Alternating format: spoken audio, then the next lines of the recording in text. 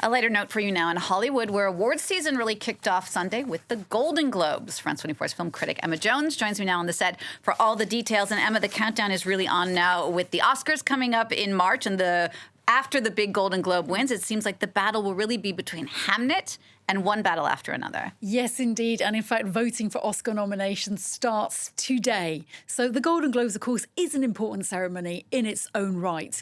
But of course, you know, it is somewhat the bridesmaid to the bride, the Oscar ceremony in March, as you say.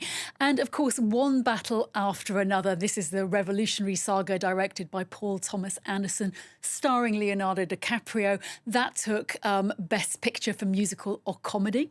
And then Chloe Zhao's Hamnet, which is a very heartfelt Shakespearean drama, that won Best Picture for Drama. Now, the Globes separate their categories into comedy, musical and drama. So it really looks at these very high-profile wins at the Golden Globes last night really look like it's those two films that are going to be battling it out for the Oscars, especially as Jessie Buckley, the Irish actress, took Best Leading Actress in a Drama. No surprise, really, at all. And Paul Thomas Anderson also won for Best Screenplay and Best Director. And I think it's a shame for Sinners. This is Ryan Coogler's vampire drama that did incredibly well at the box office. It was kind of expected to take Best Drama.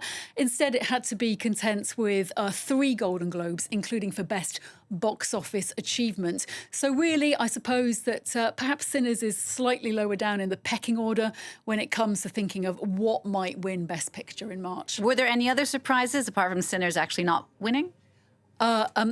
In terms of surprises, I was quite surprised that Stellan Skarsgård got Best Supporting Actor because Jacob Elordi's been really talked up for his turn in Frankenstein, but delighted nevertheless. I don't know about you, but I love this Swedish actor, and he does a wonderful turn as an absent father in Joachim Trier's Sentimental Value, which got many nominations, but he won for that. Also, Teyana Taylor, now she picked up Best Supporting Actress for One Battle After Another, not necessarily expected.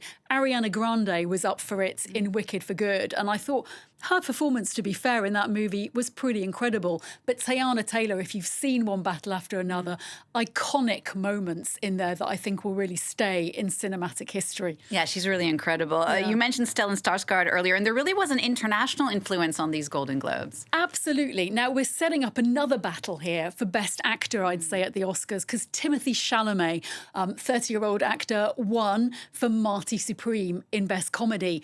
Wagner Moura, the incredibly popular Brazilian actor, won for the Brazilian drama The Secret Agent. Now, I'm sure you recall that was a huge winner at Cannes this year. So that's a bit of a battle. And The Secret Agent also took Best Film not in the English language. That was quite a surprise because I think that Jafar Panahi, the Iranian director, really with a French-produced movie, it was just an accident. And Palme d'Or winner at Cannes.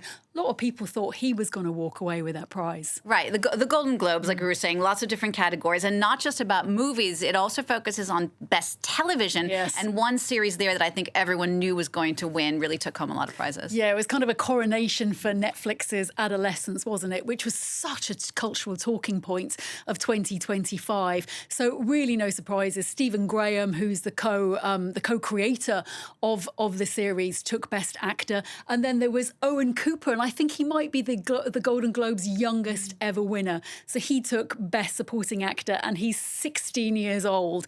I think that was a really lovely moment. So it swept the board in every category it was nominated for.